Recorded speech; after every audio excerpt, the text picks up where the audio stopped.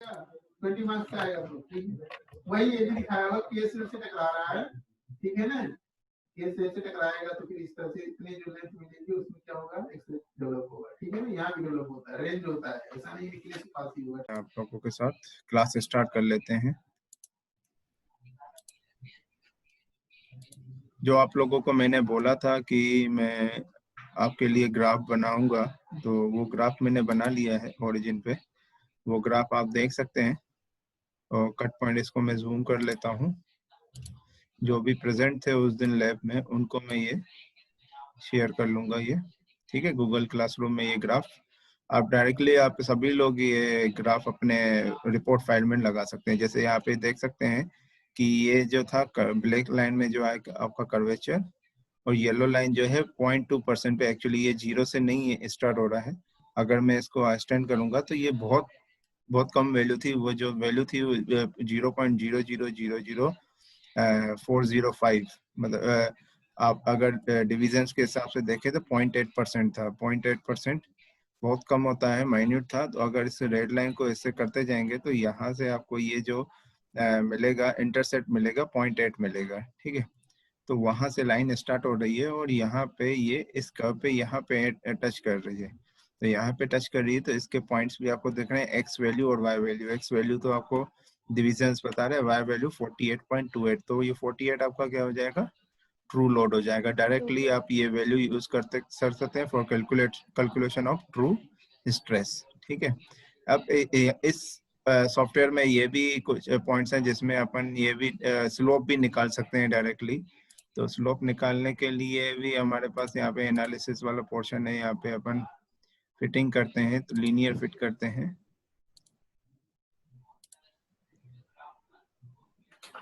तो यहाँ पे डायरेक्टली स्लोप भी आ जाता है। जो स्लोप में ये है 0.4, मैंने पहले से ही स्लोप के हिसाब से कैलकुलेशन कर लिए, तो इसकी 0.4 आने वाली है। तो यहाँ पे आप देख सकते हैं कि ये स्लोप कैलकुलेट कर रहा है, स्लोप आ रहा है, और प्लस माइनस वैल्यू यहाँ पे स्लोप आप देख सकते हैं। ये स्लोप वैल्यू यहाँ पे आएगी। ये स्टैटिक्स अलग अलग एनालिसिस कर रहे थे कि स्टैटिक एनालिसिस, समरी, इनोवा और ये फिटेड कर्व, ये सब आपको बताएगा। यहाँ से आप देखें इंटरसेप्ट, देखिए 5.67 इंटरसेप्ट आ रहा है। कितने इंटरसेप्ट पे कर्वेचर बना हुआ है, और इसका स्टैंडर्ड डेविएशन, और दूसरा स्लोप देखिए यहाँ पे आ रहा है 0.32। तो डायरेक्टली यहाँ से भी कैलकुलेट कर सकते हैं अपन, ठीक है। तो ये आप लोगों के साथ ये ग्राफ, ये पूरा स्टैंडर्ड चार्ट है जो जिसने ये सब पूरा कैलकुलेशन एनालिसिस की है। तो आपके साथ ये आपके काम का ये नहीं है, तो इसको छोड़ के हम आपके साथ ये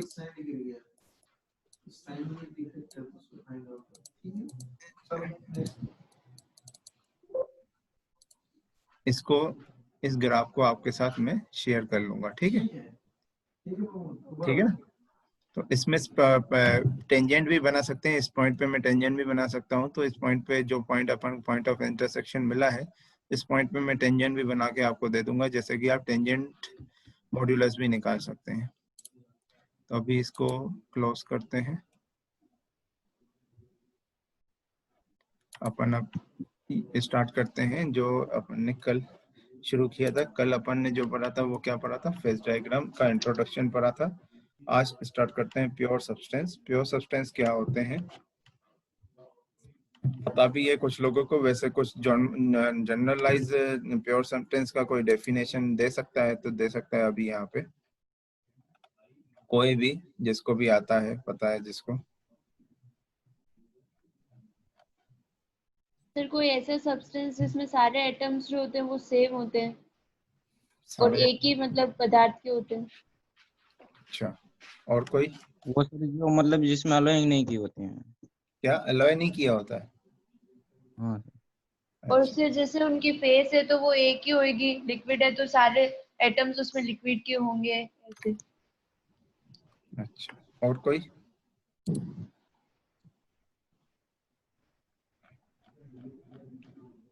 बस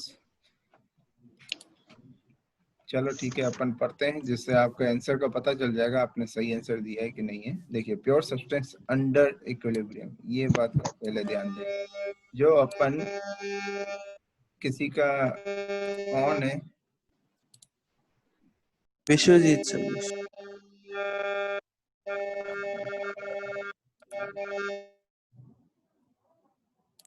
विश्वजीत माइट बंधन। ठीक है, हो गया बेटा। इसमें क्या बात की है, under equilibrium condition. Equilibrium condition कैसे होती है, अपन ने केमिस्ट्री में ऐसे ये ऐसे साइन पढ़े हैं ना हाँ मैं ज्वाइन हो भाई, S2 plus O2 plus O2 is equal to क्या बनाता है, H2O बनाता है ना। तो अंडर इक्विलिब्रियम कंडीशन सबसे पहली कंडीशन प्योर सब्सटेंस की होती है इक्विलिब्रियम, मतलब H2O से H2 और O2 मिल सके, H2O2 से H2O मिल सकते हैं, मतलब ये क्या है, एक स्पॉन्टेनियस प्रोसेस आपकी हो गई। ठीक है, तो under equilibrium condition may exist as either of the phase, namely vapor, liquid और solid। कोई भी phase में ये हो सकता है, depending upon the condition of the temperature and pressure। ठीक है, depending upon temperature and pressure।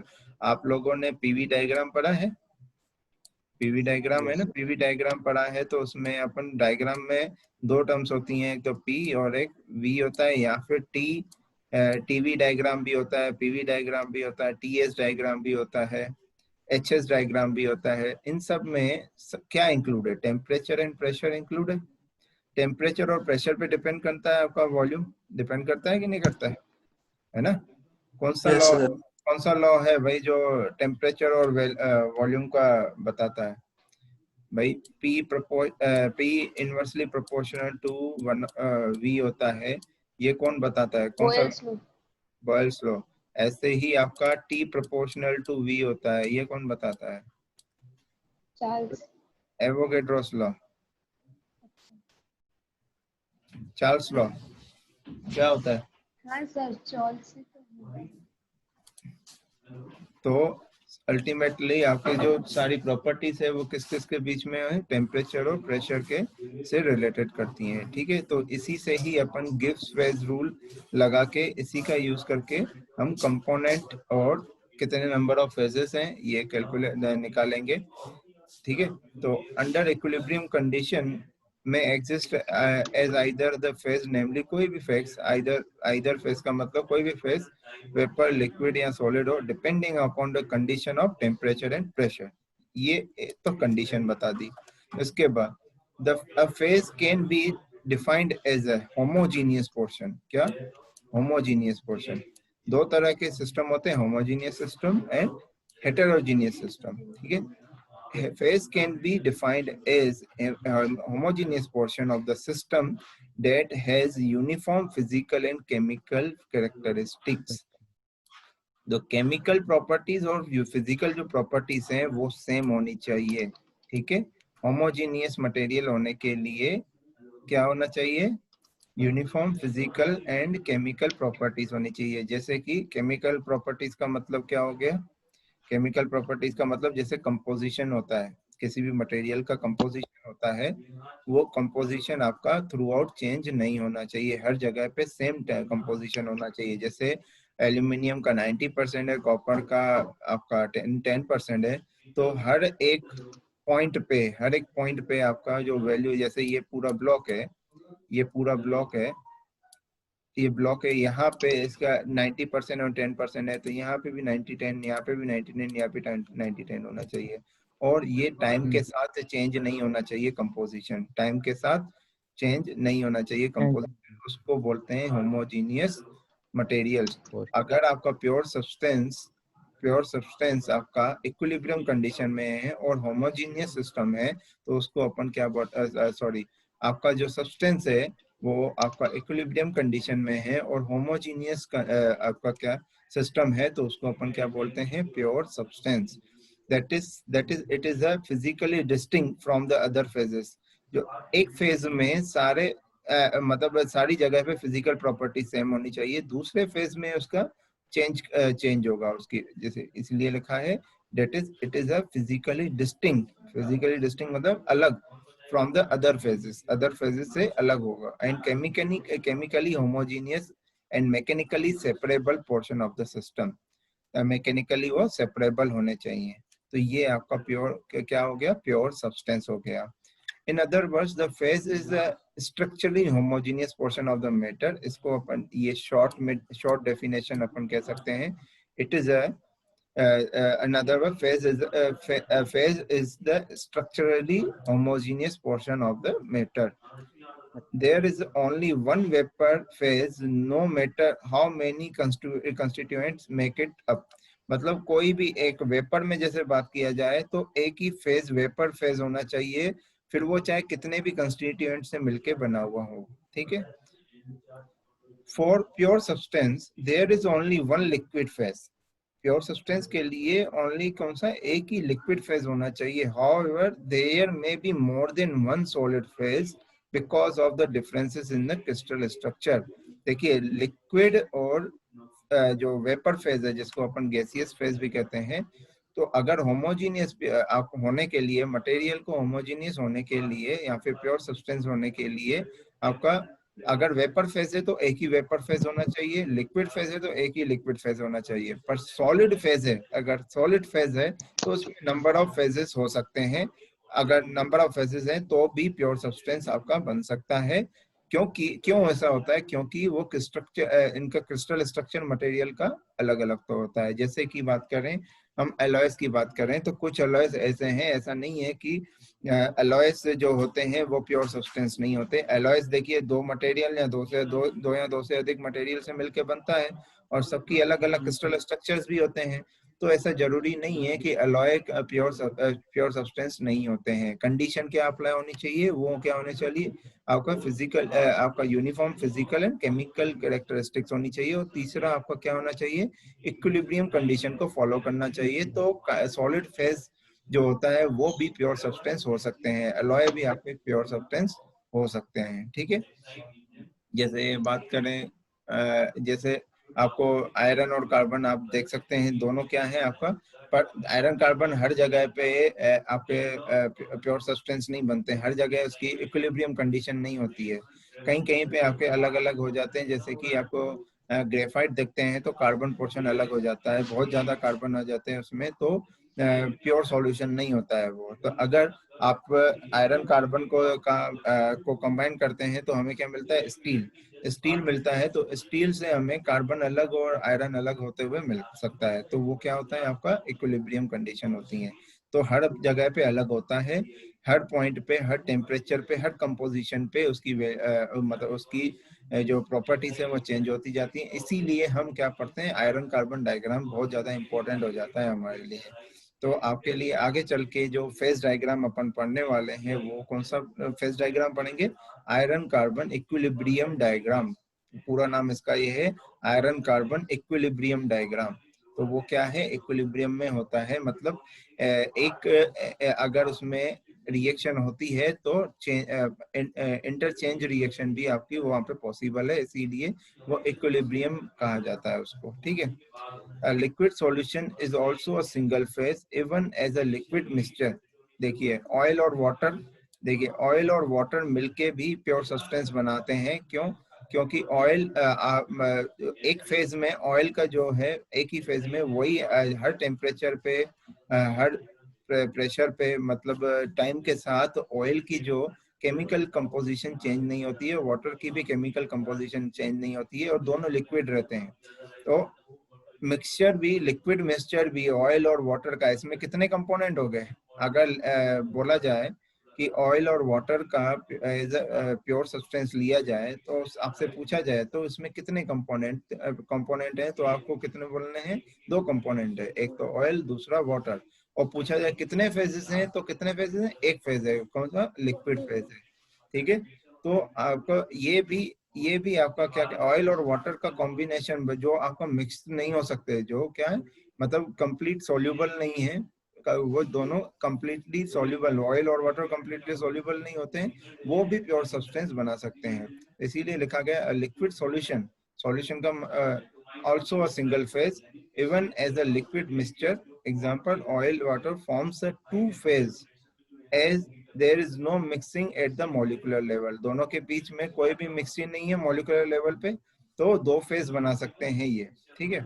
तो इसको भी अपन को क्या आगे चल के क्या बोला जाएगा, एक सिंगल फेज नहीं बोला जाएगा, इसको क्या बोला जाएगा, डबल फेज बोला जाएगा, क्योंकि ऑयल की प्रॉपर्टी अलग है, वाटर की प्रॉपर्टी अलग है, दोनों मॉलिक्यूलर लेवल पे कभी भी मिक्स नहीं हो पाते हैं, मिक्स नहीं हो सकते। ठीक है। In solid state different chemical and composition और the crystal structure are possible, so the, ये मैंने आपको बता दिया है, are possible, so a solid may consist of several phases, ये मैंने आपको लास्ट क्लास में भी बताया, अभी भी बताया कि एलॉय एग्जांपल है आपका यहाँ पे, for a same composition different crystal structure represent the different phases, मतलब एक ही कंपोजिशन पे डिफरेंट क्रिस्टल, अलग अलग क्रिस्टल स्ट्रक्चर मिलता है, तो उसको अपन अलग अलग फेजेस कहते हैं। एग्जांपल आयरन कार्बन डायग्राम का मेरे को अभी एग्जांपल मेरे पास है, तो आपको दिखा सकता हूं मैं, थोड़ा सा आपको समझ में आएगा, थोड़ा सा नहीं भी समझ में आएगा, पर दिखाना अभी जरूरी है जैसे आपको समझ में आए। तो मैं अभी आपको ये दिखा सकता हूँ आयरन कार्बन डायग्राम, जिसमें आप देख सकते हैं कि एक ही कंपोजिशन में कितने फेजेस मिल रहे हैं हमें।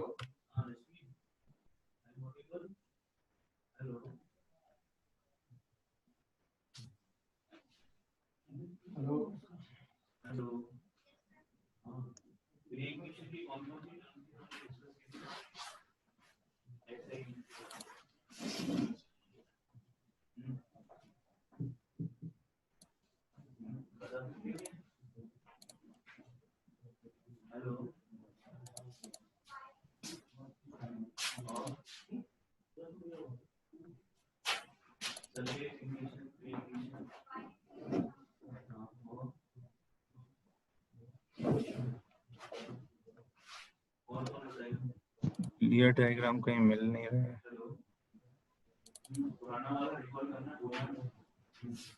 ये देखिए, ये डायग्राम आपका हो सकता है क्लियर समझ में आ जाए। देखिए अब देखिए, ये लिखा है 0.76% कार्बन, ठीक है, ये कंपोजिशन है, नीचे लिखा है कंपोजिशन और ये है टेम्परेचर।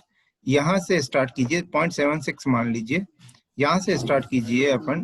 तो अगर मैं वर्टिकल लाइन बना रहा हूँ यहाँ से, अगर मैं यहाँ पे कोई वर्टिकल लाइन बना रहा हूँ, तो कंपोजिशन तो मटेरियल का चेंज नहीं होगा, नहीं हो रहा है ना चेंज, हो रहा है क्या चेंज? अगर यहाँ से नहीं मैं वर्टिकल लाइन बनाऊं तो मतलब कंपोजिशन तो कार्बन तो 7.76 ही रहेगा, वर्टिकल लाइन यहाँ पे भी हर पॉइंट पे 0.76 ही रहेगा, मतलब कंपोजिशन चेंज नहीं हो रहा है। पर यहाँ पे आप देखिए, इधर इस वाले पोर्शन में अपन को सॉलिड कहाँ तक है, सॉलिड यहाँ तक है, यहाँ तक पूरा आपको सॉलिड मिलेगा, यहाँ इवन आपको यहाँ तक पूरा सॉलिड मिलेगा। इसके बाद ऊपर आपको क्या है, सीधी लिखा हुआ है एल, एल मतलब लिक्विड, तो यहाँ पे पूरा लिक्विड है। तो 0.76 को अगर मैं बेस मान लूं, यहाँ लाइन बन पा रही है क्या, लाइन तो बन पा रही है, पर अगर मैं इसको यहीं से इन दो फेजेस में देख लें, एक यहाँ पे फेज और एक यहाँ पे देख लें, ये देखिए, ये मैं लाइन बना रहा हूँ, लाइन ये बिल्कुल 0.7 यहाँ पे लाइन, ये लाइन आपको दिख रही है, मैं हटा नहीं सकता। तो अल्फा फेराइड दिख रहा है, दूसरा और गामा आर्सेनाइड, ये दोनों अलग अलग सॉलिड होते हैं, इनके नाम है अल्फा, जैसे नाम वैसे बोला जाता है अल्फा आयरन और gamma iron, alpha iron gamma iron. Alpha iron आपका क्या एफसीसी क्रिस्टल स्ट्रक्चर बनाता है और gamma iron BCC crystal structure बनाता है। तो एक 0.76% कार्बन जहाँ पे है, वहां पे आपको कितने मतलब एक ही कंपोजिशन में दो फेजेस दिखाई दे रहे हैं, तो अल्फा फेराइड दिखाई दे रहा है, दूसरा गामा अस्टेनाइट दिखाई दे रहा है, दोनों अलग अलग सॉलिड एक ही कंपोजिशन में। इसीलिए इस पॉइंट पे ये आपका क्या कहलाएगा, होमोजीनियस सिस्टम कहलाएगा, ठीक है। एक पॉइंट पे ये होमोजीनियस सिस्टम कहलाएगा, क्योंकि टेम्परेचर चेंज, ये देखिए टेम्परेचर आपको 400 600 800 टेम्परेचर चेंज हो रहा है, टेम्परेचर चेंज होने के बाद भी कंपोजिशन चेंज नहीं हो रहा है और फेज चेंज हो रहा है, तो मतलब ये आपका क्या कहलाएगा, होमोजीनियस सिस्टम कहलाएगा। आगे चल के और अच्छे से इसको पढ़ेंगे, बस इसको अभी एग्जांपल के तौर पे लेना था, मैंने ले लिया। तो कहाँ तक थे अपन, अपन थे यहाँ पे different crystal represent the different phases. A single phase system is termed as the homogeneous, and system composed of more than one phase are termed as mixture or heterogeneous. तो मिक्सचर मतलब जो ऐसे मोर देन वन फेजेस होंगे तो उसको अपन क्या कहेंगे, mixture, या फिर उसको हेटेरोजीनियस सिस्टम कहा जाएगा। Most of the alloy system and composites are heterogeneous. बहुत सारे जो आपको अलॉयस और मिलेंगे, अलॉयस सिस्टम बनेंगे या फिर कंपोजिट मटेरियल मिलेंगे, वो क्या मिलेंगे आपको, क्या होंगे, उसको हेटेरोजीनियस सिस्टम। ये कुछ टर्मिनोलॉजी यूज होने वाली है आगे चल के, वो थोड़ा सा बस इसको पढ़ लेना है, ज्यादा समझना नहीं है। मतलब ये सब आप लोग समझते ही हैं। कंपोनेंट का मतलब क्या है, कितने कंपोनेंट है, H2 वाटर में कितने कंपोनेंट है, 2 कंपोनेंट H2 और O2।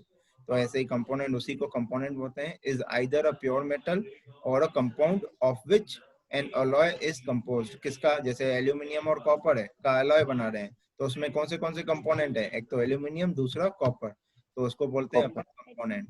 The component of the system may be element, ions, elements भी हो सकते हैं, आयंस भी हो सकते हैं और कंपाउंड्स भी हो सकते हैं। They refer to independent chemical species of the comprises of the system. मतलब आपके यहाँ पे इंडिपेंडेंट केमिकल प्रॉपर्टीज भी इसकी हो सकती है, ठीक है। सिस्टम क्या बनाता है, अगर एल्यूमिनियम का अलॉय बनाएंगे, अगर अपन एल्यूमिनियम और कॉपर को मिला के, तो जो एल्यूमिनियम अलॉय बनेगा वो क्या कहलाएगा, आपका सिस्टम कहलाएगा। वो क्या कहलाएगा, सिस्टम कहलाएगा। It can be either refer to specific body of the material, जैसे एल्यूमिनियम का, जैसे अपन ने ब्लॉक बनाया एल्यूमिनियम अलॉय का, तो वो specific body of the material under consideration, और it may be relate to the series of the possible alloys. मतलब कौन सी सीरीज के अलॉयस हो सकते हैं। जैसे अलॉय, जैसे बोला जाता है कि अगर मैं मेन जो बेस होता है वो क्या है, एल्यूमिनियम और कॉपर का मैं ले लेता हूँ, एल्यूमिनियम और कॉपर अलॉय बनाना है मेरे को, तो वो एक सीरीज होती है। जैसे मान लीजिए 2024 अलॉय के बारे में, 2014 अलॉय के बारे में मेरे को पता है, एल्यूमिनियम 2014 अलॉय, एल्यूमिनियम 2014 अलॉय है, वो उसकी पूरी सीरीज है 2014, एग्जांपल लिया है 2014 अलॉय। वो क्या होता है, एल्यूमिनियम और सिलिकॉन का, एल्यूमिनियम और सिलिकॉन का सीरीज होती है, एल्यूमिनियम और सिलिकॉन की सीरीज होती है।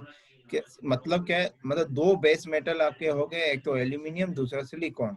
एल्यूमिनियम जैसे 92% और सिलिकॉन आपका हो गया 6% हो गया, तो बाकी 2% जो हो गए, 2% और बचे हुए, 98% तक हुआ। 2% और इसमें आप कुछ भी ऐड कर दीजिए, प्रॉपर्टीज को चेंज करने के लिए क्रोमियम ऐड कर दीजिए 1%, आप निकल ऐड कर दीजिए 0.5%। तो अगर आपने सिर्फ 2% 2% क्रोमियम ऐड किया है तो एल्यूमिनियम सिलिकॉन क्रोमियम अलॉय हो जाएगा। अगर आप उसमें अगर आप क्रोमियम के साथ निकल ऐड कर रहे हैं तो एल्यूमिनियम सिलिकॉन क्रोमियम और आपका निकल अलॉय हो जाएगा। तो ये पूरी सीरीज किसकी चल रही है, एल्यूमिनियम सिलिकॉन की सीरीज चल रही है। 2% में अपन चेंजेस कर रहे हैं, 2% में चेंजेस कर रहे हैं, बाकी ये आपका कॉमन है। तो इसको बोलते हैं, ये आपका सिस्टम क्या हो सकता है, एक सीरीज भी हो सकती है of possible alloys. Possible alloys का मतलब क्या है भाई, जो पॉसिबल हो भाई प्रैक्टिकली, ऐसा नहीं कि आप कुछ भी बना लो। तो प्रैक्टिकली आपने सोच लिया अरे स्ट्रेंथ ज्यादा चाहिए तो क्रोमियम ऐड किया जाता है, तो अपन 2% क्यों ऐड करें, अपन 6% ऐड करते हैं, ऐसा नहीं कर सकते। तो उसके डीमेरिट्स भी होते हैं। तो कितना परसेंट ऐड करना चाहिए ये अपन को पहले से ही उसका नॉलेज होना चाहिए, ठीक है। आप लोग अटेंडेंस लगा लीजिए सभी।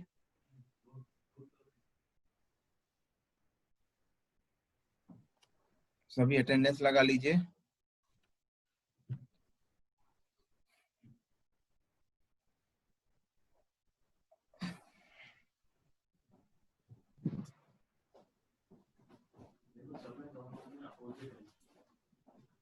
सुमित सोनी कोई डाउट है क्या? नो सर, वो तो अटेंडेंस लगा रहा था तो हो गया था। ओके, लग गई सबकी अटेंडेंस? Yes sir. एक बार नाम ले लेता हूँ, कोई छूट गया होगा तो। ललित शर्मा, विश्वजीत, मनराज, दीपचंद, राघवेंद्र, जसवंत, सुमित, धैर्य, कृष्णा, अंकित, खुशीराम, सोनू, आशीष मीना रोल नंबर 4, कार्तिक यादव, आशीष मीना रोल नंबर 5, रचित, भावना, ये सब लोगों की अटेंडेंस हुई है। अगर कोई छूट गया है तो अभी भी लिख लीजिए। ठीक है। तो सिस्टम क्या होता है वो आपको समझ में आ गया। अब सॉलिड सॉल्यूशन, सॉलिड में जो सॉल्यूशन बन रहा है उसको सॉलिड सॉल्यूशन कहेंगे। अगर जरूरी नहीं है कि सॉल्यूबल हो, कुछ मटेरियल ऐसे होते हैं जो सॉल्यूबल होते हैं, कुछ होते हैं जो सॉल्यूबल नहीं होते हैं। तो जो भी सॉल्यूबल होते हैं वो आप अभी फेज डायग्राम में आपको दिख जाएंगे कि जो सॉल्यूबल फेज क्या कहलाते हैं, जो सॉल्यूबल नहीं होते हैं वो क्या कहलाते हैं। जैसे कि अभी यहाँ पे आपको आयरन कार्बन डायग्राम में आपको दिखा देता हूँ। आयरन कार्बन डायग्राम जो अभी ओपन किया था, फिर से क्लोज कर दिया मैंने।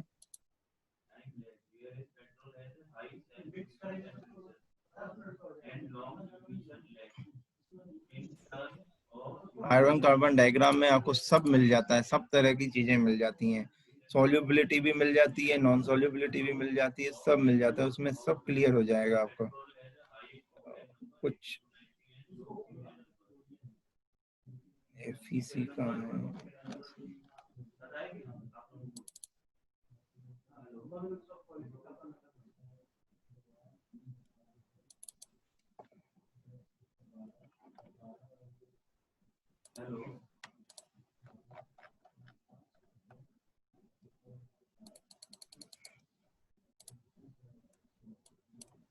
ये देखिए।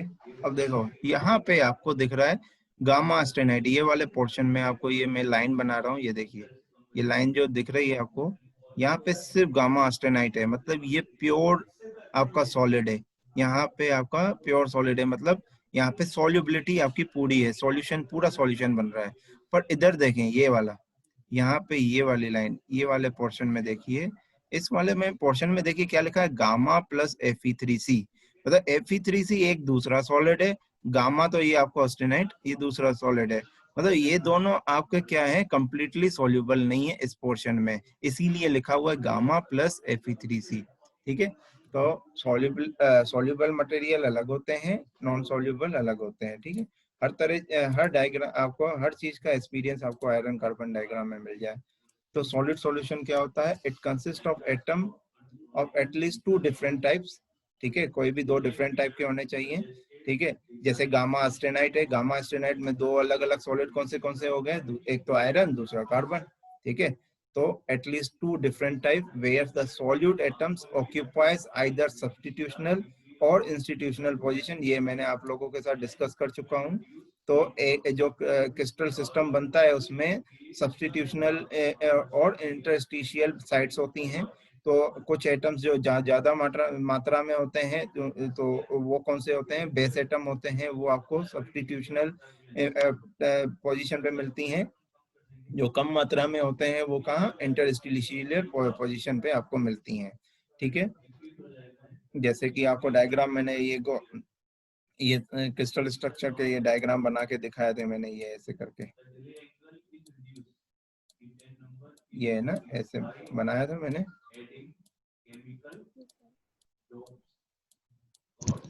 है ना। तो यहाँ पे अगर बीच में छोटा सा एटम आ जाता है तो ये इंटरस्टिशियल होता है, और ये वाला पोर्शन क्या होता है, सब्स्टिट्यूशनल होता है, और ये होता है इंटरस्टिशियल होता है। तो अलॉयज जब अपन बनाते हैं तो वो कौन सी पोजीशन ऑक्यूपाई करता है, एक तो सब्स्टिट्यूशनल, दूसरा इंटरस्टिशियल को ऑक्यूपाई करता है। तो मिनिमम 2 डिफरेंट टाइप होने चाहिए in a solvent lattice and the crystal structure of the solvent is mentioned। ठीक है। अब बात करते हैं सॉल्युबिलिटी लिमिट। ये सॉल्युबिलिटी लिमिट क्या होती है, of almost all alloy system.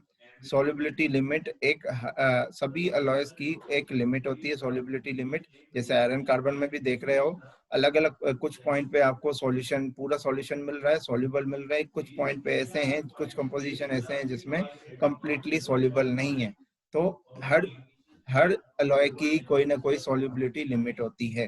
ठीक है, कि कहाँ तक ये completely soluble है, कहाँ पे वो completely soluble नहीं है। एट अ स्पेसिफिक टेम्परेचर, किसी स्पेसिफिक टेम्परेचर पे भी आपको मिलेंगे solubility limit, और किसी कंपोजिशन में भी। A maximum solute atom can be dissolved in the solvent phase to form a solid solution। देखा, solid solution क्या लिखा हुआ है, अपन एग्जांपल लेते हैं आयरन और कार्बन का। तो अपन ने देखा था कि कहीं पे आपका गामा आयरन लिखा हुआ था, कहीं पे कहीं पे आपका अल्फा Fe3C लिखा हुआ था, कहीं पे आपका क्या लिखा हुआ था, गामा आर्सेनाइड। तो अल्फा Fe3C भी आपका कंप्लीट सॉल्यूशन था, सॉलिड सॉल्यूशन था, और गामा आर्सेनाइड भी आपका क्या कंप्लीट सॉलिड सॉल्यूशन था। तो क्या है, एट अ स्पेसिफिक टेम्परेचर, किसी भी स्पेसिफिक टेम्परेचर पे आपको एक टेम्परेचर पे आपको गामा आयरन मिल रहा था, एक टेम्परेचर पे आपको क्या मिल रहा था, अल्फा आयरन मिल रहा था। तो दोनों अलग अलग टेम्परेचर पे थे, पर दोनों क्या बता रहे थे, सॉलिड सॉल्यूशन बता रहे थे। A maximum of solute atoms can be dissolved in the solvent, कितना मैक्सिमम सॉल्यूट सॉल्वेंट में डिसॉल्व हो सकते हैं, डिसॉल्व फेज में है, वही बताता है आपका सॉलिड सॉल्यूशन। ठीक है, एट अ स्पेसिफिक टेम्परेचर, ये बहुत इंपॉर्टेंट पॉइंट है। स्पेसिफिक, अगर सॉल्युबिलिटी लिमिट की डेफिनेशन आई तो ये आपको जरूर लिखना चाहिए कि एट अ स्पेसिफिक टेम्परेचर कितना मैक्सिमम सॉल्यूट आपका डिसॉल्व होता है सॉल्वेंट में, वो क्या कहलाता है, सॉलिड सॉल्यूशन। ठीक है, a limit is known as solution solubility limit. जैसे मान लीजिए कि अगर 80% सॉल्यूट सॉल्वेंट में आपका मिक्स हो चुका है तो 80% इसकी सॉल्युबिलिटी लिमिट है, 20% सॉल्युबिलिटी लिमिट नहीं है इसकी। ठीक है, in general solubility limit changes with the temperature. If solute available is more than the solubility limit, that may lead to formation of the different phase, either a solid solution or compound। मतलब अगर 50%, जैसे मान लीजिए 50% से कम अगर solubility है, 50% से कम solubility है, तो ये दूसरा फेज फॉर्मेशन करने लगता है, उसको अपन क्या कहते हैं, आइदर अ सॉलिड सॉल्यूशन, दूसरा उसको अपन क्या कह सकते हैं, कंपाउंड कह सकते हैं। ठीक है, आज के लिए इतना ही। कल के अपन क्या पढ़ेंगे, फेज इक्विलिब्रियम और गिब्स फेज रूल पढ़ेंगे। ठीक है, और गिब्स फेज सर रूल कल तो छुट्टी है, सर कल तो छुट्टी है ना?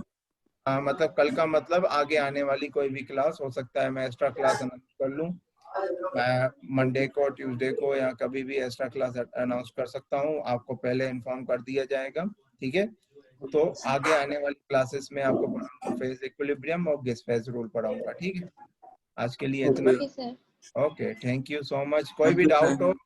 कोई भी डाउट हो, आप गूगल क्लासरूम में लिख सकते हो उस डाउट को। ठीक है, okay okay, thank you. Sir, आप वीडियो अपलोड नहीं कर रहे हो क्या यूट्यूब?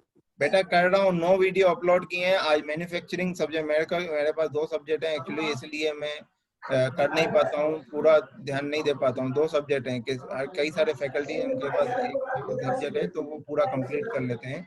मेरे पास अभी करंटली 2 सब्जेक्ट पढ़ा रहा हूँ। तो आज मैंने मैन्युफैक्चरिंग के वीडियो अपलोड किए हैं, और आप लोगों के शायद 9 मैंने वीडियो अपलोड किए हैं, और भी आज या कल में अपलोड करूंगा, धीरे धीरे अपलोड कर रहा हूँ, अपडेट कर ही रहा हूँ। आप देखते रहें वीडियोस को। ठीक है, ओके सर। 9 वीडियो कर लिए हैं। Thank you sir. आज हो सकता है कि मैं कुछ और कर दूं वीडियो ऐड। ठीक है, okay okay, sir. Thank you, thank you. Thank you sir.